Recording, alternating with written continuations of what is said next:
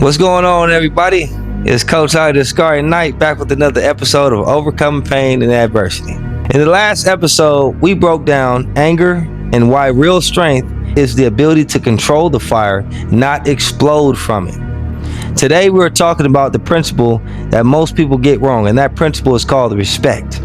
Here's a big misunderstanding about it. Most people think that respect works like customer service, meaning that if you ask for something nicely, you will receive. They also think that it comes from titles, from volume, being liked, being the loudest person in the room. But let me tell you something, it doesn't.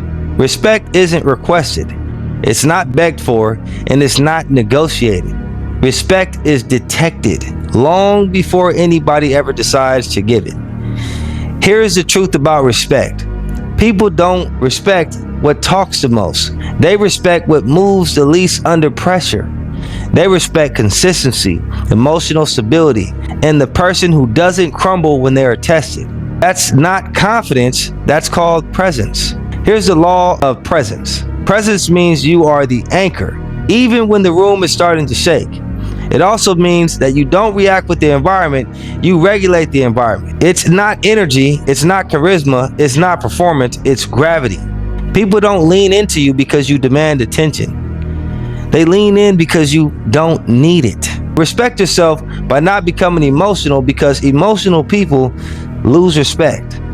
Every emotional outburst is a lesson you teach the world. You teach them what triggers you, what can manipulate you, what can rush your decisions, and what can steal your focus. And once they learn your buttons, respect automatically leaves the room. Control is not about being cold, it's about being untouchable. So I want you to remember this. The lion doesn't roar for validation. It doesn't chase approval. It doesn't negotiate its presence. It simply stands and everything around it adjusts. That's respect, because fear is respect and respect is fear to a degree. That's why silence, when mastered, hits harder than your yelling ever could. I've mentored kids who felt invisible. I've coached parents who felt unheard. And I've helped leaders who felt overlooked. And every time, the missing piece wasn't confidence. It was presence and self-respect. When I taught them, they just needed to slow down, stop reacting, and start doing more deciding.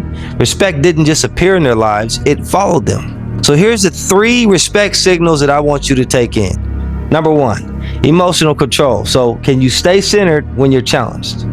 Number 2, consistency. Do your behaviors match your standards every day, not just on the days you're doing good?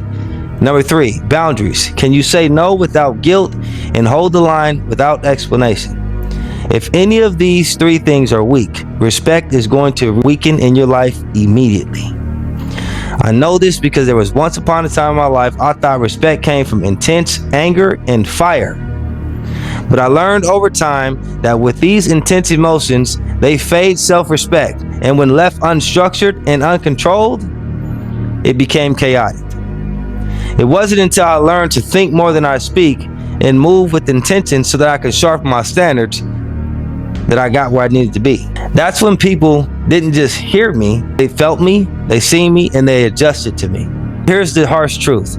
You cannot talk someone into respecting you. You cannot argue someone into valuing you, and you cannot force someone to honor you. Respect is earned in the quiet moments where your character is louder than your words. So here's my caution to you. If you chase respect, you will lose it. If you over-explain, you will dilute it. And if you emotionally react, you already are handing away your self-respect. So here's my rule with self-respect. Think more, move slow, speak clear, decide once. Your behavior should teach people how they are allowed to treat you, which increases the way you think and feel about yourself. So with that being said, for the next 7 days, I want you to do a few things. The first thing I want you to do is speak less and observe more. Second thing I want you to do is respond only when necessary. Third, I want you to hold great eye contact when you listen to folks. Fourth, I want you to stand still when others get loud. 5, I want you to do not explain emotional decisions. 6, I want you to protect your standards like your last name depends on it. And 7, I want you to move with intention. So do your best and never try to rush. When you do that, watch how the energy around you starts to shift. I got a quote for you guys, and it goes like this. Respect doesn't follow volume, it follows emotional and mental stability. How crazy is that? I appreciate you guys for watching this episode of Overcoming Pain and Adversity. In episode 6, we're going to be breaking down silence and why powerful people don't rush to be understood.